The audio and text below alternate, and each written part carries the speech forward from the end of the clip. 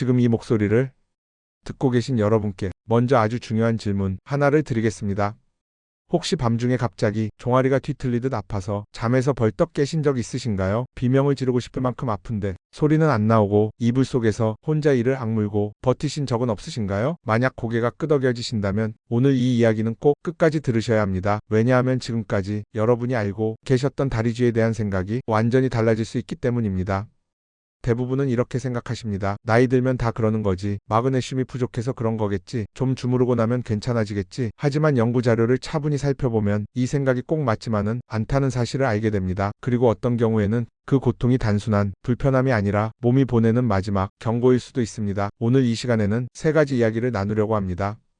첫째, 밤마다 반복되는 다리쥐, 진짜 원인은 무엇인지. 둘째, 그냥 넘기면 안 되는 위험 신호는 어떤 것인지. 셋째, 약에 의존하지 않고 지금 당장 스스로 통증을 줄일 수 있는 방법은 무엇인지입니다. 이건 병을 고치는 이야기가 아닙니다. 여러분의 밤을 되찾고 삶의 리듬을 회복하는 과학의 이야기입니다. 며칠 전 한 어르신이 이야기를 들을 기회가 있었습니다. 70이 넘은 나이에도 매일같이 동네를 걷고 계단 오르내리기를 즐기시던 분이었습니다. 겉보기에는 또래보다 훨씬 정정해 보이셨습니다. 그런데 그분이 조용히 이렇게 말씀하셨습니다. 요즘은 밤이 오면 마음이 불안해진다고요. 처음에는 그 말의 뜻을 쉽게 짐작하기 어려웠습니다. 하지만 이야기를 듣다 보니 이유는 분명했습니다. 잠들기만 하면 다리에 쥐가 나서 하루에도 몇 번씩 깨는 날이 이어지고 있었던 겁니다. 처음 며칠은 대수롭지 않게 넘기셨다고 합니다. 하지만 시간이 지날수록 통증은 점점 강해졌고 잠을 설치는 날이 늘어나자 낮에도 기운이 없고 짜증이 늘었다고 하셨습니다. 여러분, 이 이야기가 특별한 경우일까요? 연구에 따르면 60세 이상 성인 가운데 절반 가까운 분들이 야간 다리 경련을 경험합니다. 두 분 중 한 분꼴입니다. 그런데 더 큰 문제는 따로 있습니다. 대부분의 분들이 이 증상을 그냥 나이 탓으로 넘기고 아무런 점검 없이 방치한다는 점입니다. 하지만 다리쥐는 단순히 근육이 피곤해서 생기는 현상이 아닐 수 있습니다. 우리 몸의 근육은 혼자 움직이지 않습니다. 반드시 신경의 지시를 받습니다. 근육을 수축시키라는 신호와 이완하라는 신호가 정확한 타이밍에 오가야 우리는 편안하게 움직일 수 있습니다. 이 과정을 자동차에 비유해보면 이해가 쉽습니다. 엑셀만 밟아도 안 되고 브레이크만 밟아도 안 됩니다. 두 장치가 균형을 이룰 때 차는 부드럽게 움직입니다. 젊을 때는 이 균형이 매우 정교합니다. 하지만 나이가 들수록 이 신경 시스템에 작은 오류가 생깁니다. 특히 밤에 쉬어야 할 순간에 근육을 수축시키라는 신호가 과하게 나오는 경우가 많아집니다. 잠잘 때의 자세를 한번 떠올려 보세요. 이불 무게 때문에 발끝이 아래로 처져 있는 경우가 많습니다. 이 자세는 종아리 근육을 가장 짧고 긴장된 상태로 만듭니다. 이미 팽팽해진 근육에 잘못된 신경 신호가 더해지면 근육은 그대로 굳어버립니다. 그 순간이 바로 우리가 겪는 극심한 다리쥐입니다. 그래서 어떤 분들은 마그네슘을 충분히 드시고도 증상이 나아지지 않습니다. 문제의 핵심이 영양 부족이 아니라 신경 조절의 문제이기 때문입니다.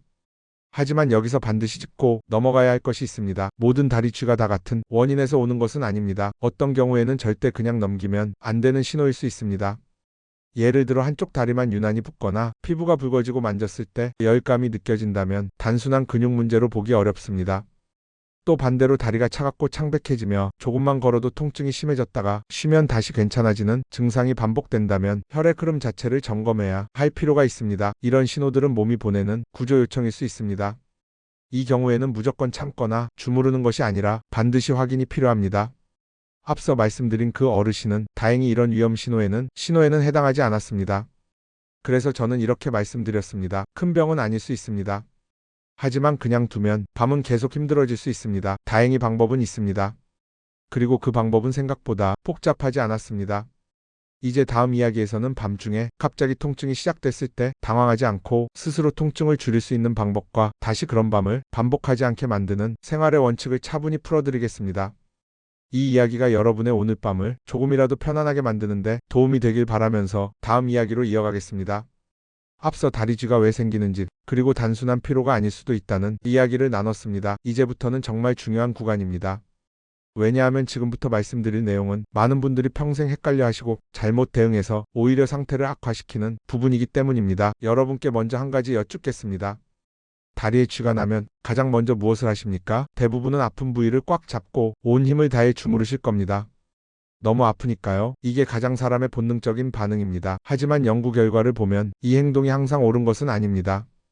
특히 어떤 경우에는 절대 해서는 안 되는 행동이 될 수도 있습니다. 그래서 오늘 이 시간에는 다리쥐처럼 느껴지지만 사실은 전혀 다른 문제일 수 있는 경우를 차분하게 구분해 드리려고 합니다. 첫 번째로 반드시 구별해야 할 경우는 한쪽 다리만 유독 달라지는 상황입니다.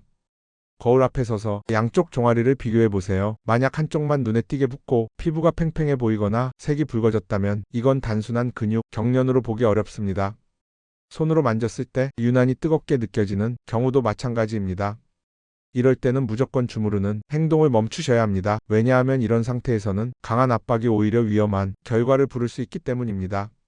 두 번째로 살펴봐야 할 신호는 다리가 차갑고 창백해지는 경우입니다. 조금만 걸어도 종아리가 터질 듯이 아프다가 잠시 쉬면 다시 괜찮아지는 증상이 반복되지는 않으신지요? 이럴 때 발등 한가운데를 손가락으로 살짝 눌러보세요. 건강한 상태라면 맥박이 또렷하게 느껴집니다. 하지만 맥박이 매우 약하거나 거의 느껴지지 않는다면 혈액 흐름을 점검해 볼 필요가 있습니다. 세 번째는 통증보다는 불편함에 가까운 증상입니다. 가만히 있으면 다리가 근질근질하고 뭔가 기어다니는 느낌이 들거나 찌릿찌릿한 감각이 반복됩니다. 이상하게도 움직이면 잠시 편해지고 다시 가만히 있으면 불편함이 돌아옵니다. 이 경우는 일반적인 근육 경련과는 접근 방식이 다릅니다. 제가 이 세 가지를 유난히 강조해서 말씀드리는 이유는 이걸 구별하지 못한 채 무조건 같은 방식으로 대응하면 문제가 해결되지 않기 때문입니다. 앞서 이야기했던 그 어르신도 처음에는 스스로를 이렇게 생각하셨다고 합니다. 나이 들어서 다 그렇겠지. 그래서 마그네슘을 챙기고 밤마다 다리를 주무르며 버텼습니다. 하지만 통증은 줄어들지 않았고 밤에 잠을 깨는 횟수가 많아졌습니다. 그분께 가장 먼저 한 일은 바로 이 위험 신호들이 있는지를 차분히 확인하는 것이었습니다. 다행히 한쪽만 붓는 증상도 없었고 다리가 차갑지도 않았으며 이상한 불편감도 없었습니다. 그제야 이건 신경 조절이 문제일 가능성이 높겠다고 이야기를 이어갈 수 있었습니다. 그리고 그 다음에 가장 중요한 이야기를 꺼냈습니다. 쥐가 났을 때 절대 무조건 주무르지 마십시오. 이 말을 들으시면 의아하게 느끼실 수도 있습니다. 안 주무르면 어떻게 하라는 거냐고 생각하실 수도 있습니다. 그래서 지금부터 왜 주무르는 것이 항상 좋은 선택이 아닌지 그리고 대신 무엇을 해야 하는지를 차근차근 설명드리겠습니다. 근육이 쥐가 난 상태라는 건 이미 근육이 최대한 수축해서 돌처럼 굳어 있다는 뜻입니다. 이 상태에서 강한 힘으로 누르고 비틀면 근육 섬유에 미세한 손상이 생길 수 있습니다. 그 결과 통증이 더 오래가거나 다음날까지 뻐근함이 남을 수 있습니다. 이럴 때 필요한 건 힘이 아니라 신경의 자동 반응을 이용하는 방법입니다. 우리 다리에는 앞쪽 근육과 근육이 짝을 이루고 있습니다. 앞쪽 근육에 힘이 들어가면 뒤쪽 근육은 자동으로 힘을 풀게 되어 있습니다. 이 원리를 이용한 방법이 바로 발끝을 몸쪽으로 당기는 동작입니다. 종아리에 쥐가 날 때 앉거나 누운 상태에서 발가락을 내 쪽으로 당겨보세요. 손으로 잡아도 좋고 수건을 발바닥에 걸어도 괜찮습니다. 이 동작 하나만으로도 정강이 앞쪽 근육에 힘이 들어가면서 종아리 근육의 긴장이 서서히 풀리기 시작합니다. 이건 의지의 문제가 아니라 몸의 설계 원리입니다. 그래서 누구에게나 비슷한 반응이 나타납니다. 하지만 통증이 너무 심해서 움직이기조차 힘들 때도 있습니다. 그럴 때 사용할 수 있는 또 하나의 방법이 있습니다. 바로 인중자극입니다. 코와 입술 사이 살짝 들어간 그 부위를 엄지와 검지로 꽉 눌러보세요. 이 부위는 신경이 매우 예민한 곳입니다. 강한 자극이 들어가면 뇌는 새로운 감각에 우선적으로 반응합니다. 그 결과 다리에서 올라오던 통증 신호가 일시적으로 약해집니다. 이 원리는 여러 연구에서 설명되는 감각 우선 처리 반응과 관련이 있습니다. 앞서 말씀드린 어르신은 이 두 가지 방법을 익힌 뒤로 쥐가 날 것 같은 느낌이 들면 당황하지 않게 되셨습니다. 아, 이건 이렇게 하면 되는구나. 이 생각 하나가 공포를 크게 줄여주었다고 하셨습니다. 하지만 다시 한번 말씀드리겠습니다. 이건 어디까지나 이미 시작된 통증을 줄이는 방법입니다. 진짜 중요한 건 그 상황이 반복되지 않게 만드는 것입니다. 이제 다음 이야기에서는 다리쥐를 줄이기 위해 생활에서 무엇을 바꿔야 하는지 많은 분들이 궁금해하시는 약과 영양에 대한 질문까지 차분히 이어서 풀어드리겠습니다. 앞에서는 밤중에 갑자기 다리쥐가 시작됐을 때 당황하지 않고 통증을 줄이는 방법을 말씀드렸습니다. 하지만 여러분, 아무리 소화기 사용법을 잘 알아도 불이 자주 난다면 그 집은 편안할 수가 없습니다. 그래서 이제부터는 다리쥐가 아예 반복되지 않도록 생활 속에서 무엇을 바꿔야 하는지 차분하게 말씀드리려고. 이 부분이 사실 가장 중요합니다. 앞서 이야기했던 그 어르신도 응급대처법을 익힌 뒤 통증에 대한 두려움은 줄었지만 저에게 이렇게 물으셨습니다. 이거 안 나게 할 수는 없을까요? 그 질문이 아주 정확한 질문이었습니다. 연구 자료를 보면 야간 다리 경련은 생활 습관을 조정하는 것만으로도 빈도를 크게 줄일 수 있습니다.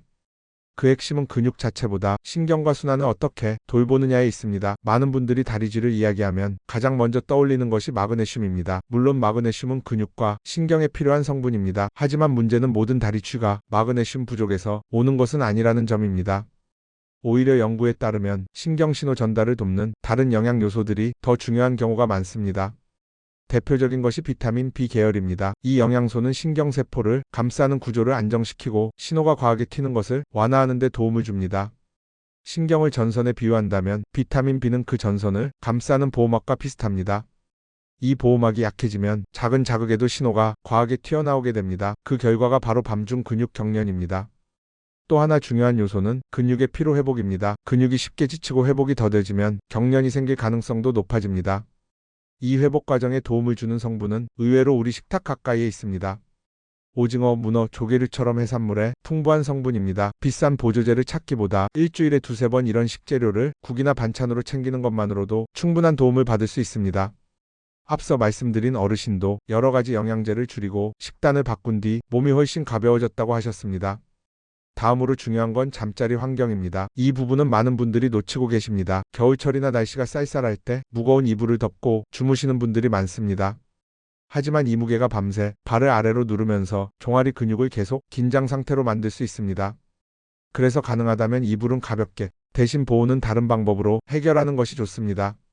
그리고 아주 간단하지만 효과적인 방법이 하나 있습니다. 잠잘 때 발목 아래 작은 쿠션이나 베개를 받치는 것입니다. 이렇게 하면 발이 과하게 아래로 떨어지는 것을 막아주고 하루 종일 다리에 몰렸던 혈액이 심장 쪽으로 돌아가는 데도 도움이 됩니다. 이 작은 변화 하나로 밤중 다리 긴장이 눈에 띄게 줄어드는 경우가 많습니다. 이제 하루 흐름으로 정리해 보겠습니다. 아침에 일어나시면 침대에서 바로 일어나지 마시고 발끝을 몸쪽으로 당기는 동작을 몇 차례 천천히 해보세요. 이건 밤새 굳어있던 근육과 신경을 부드럽게 깨우는 과정입니다. 낮에는 가능하면 조금이라도 햇볕을 받으며 걷는 시간을 가지세요. 이건 근육뿐 아니라 신경 리듬에도 도움이 됩니다. 저녁에는 잠들기 전 따뜻한 물로 발을 씻거나 잠깐 담그는 시간을 가져보세요. 이때 물은 너무 뜨겁지 않게 편안하다고 느껴지는 정도면 충분합니다. 그리고 잠자리에 들 때 가벼운 이불, 발목 쿠션을 기억해 주세요. 이 루틴을 2주 정도만 이어가 보셔도 밤의 질이 달라지는 걸 느끼시는 분들이 많습니다. 이쯤에서 많은 분들이 궁금해하시는 질문을 하나 짚고 가겠습니다. 나는 이미 여러 약을 먹고 있는데 이것도 영향이 있을까요? 연구에 따르면 일부 약물은 근육이나 신경에 영향을 줄 수 있습니다. 특히 약을 바꾼 뒤 다리쥐가 잦아졌다면 그 시점을 한번 떠올려 보시기 바랍니다. 이 경우에는 절대 스스로 약을 중단하지 마시고 상황을 정리해서 전문가와 상의하시는 것이 필요합니다. 다리쥐는 그 자체보다도 몸의 균형이 어디서 흔들리고 있는지를 알려주는 신호일 수 있습니다. 이 신호를 무시하지 않고 생활을 조정해주는 것, 그게 바로 회복의 시작입니다. 앞서 말씀드린 어르신은 예전엔 밤이 제일 무서웠는데 이제는 잠자리에 드는 게 편안하다고 말씀하십니다. 여러분도 분명히 그렇게 될 수 있습니다. 건강은 대단한 결심에서 오는 게 아닙니다. 오늘 밤 이불을 조금 가볍게 하는 것, 아침에 발끝을 몇 번 당겨보는 것, 이런 작은 실천이 삶의 질을 바꿉니다. 이제 여기까지 들으신 분들은 다리쥐에 대해 예전과는 전혀 다른 시선으로 바라보고 계실 겁니다. 그래서 지금까지의 내용을 조금 더 또렷하게 정리하면서 많은 분들이 실제로 가장 궁금해하시는 질문들에 차분히 답해드리려고 합니다.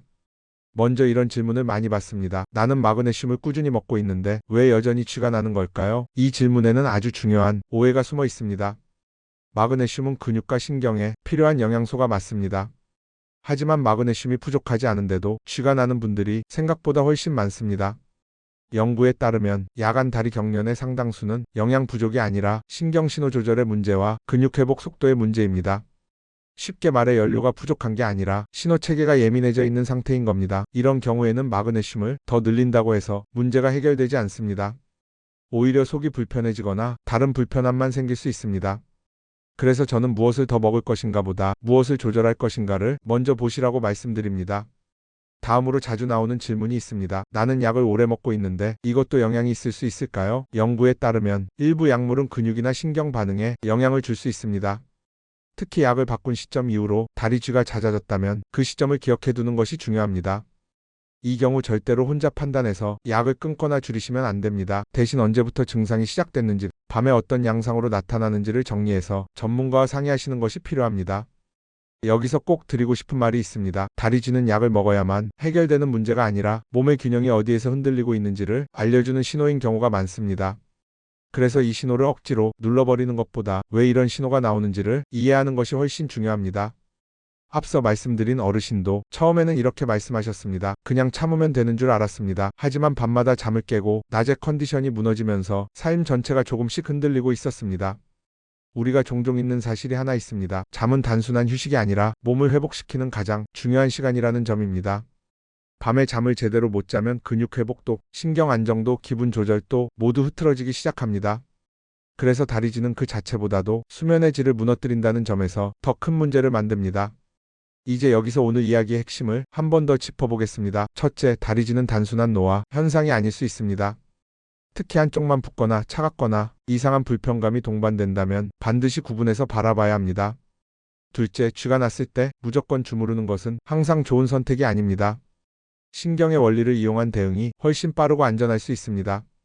셋째, 예방의 핵심은 무엇을 더 먹느냐보다 신경과 근육이 편안해질 수 있는 환경을 어떻게 만들어주느냐에 있습니다. 이 세 가지만 기억하셔도 지금까지와는 전혀 다른 밤을 맞이하실 수 있습니다. 앞서 이야기했던 그 어르신은 요즘 이렇게 말씀하십니다. 이제는 밤에 깨는 게 아니라 아침에 눈 뜨는 게 먼저입니다. 라고요. 그 말 속에는 단순히 통증이 줄었다는 의미보다 삶의 리듬을 되찾았다는 안도감이 담겨 있었습니다.